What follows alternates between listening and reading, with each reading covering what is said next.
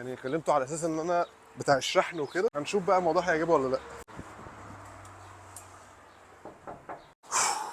اول مره اعمل الموضوع ده. مساء الخير. عامل ايه؟ كله تمام؟ الاوردر بتاعي مستنيه ده على يا راجل. كويس ان انتوا شفتوني كده. استنى عشان ما تقطعش. برضه عشان ما اقطعش اهي بس كده. طب اتفضلوا. طيب خليك. لا مش لازم يا باشا، احنا جايين نديك الاوردر ونمشي بس. لا سايز صح. هو وان سايز بيرفكت. عايز اقول لك انت انت المقاس ده هو ده المقاس اللي اصلا التراك الكاب ده معمول عشان، يعني هو ده اكتر شكل بيليق عليك. الدنيا تمام تمام من قبل. والله بجد تابعك كتير. اكيد انت فاهم دلوقتي تابعك ليه كل حاجه مش بس.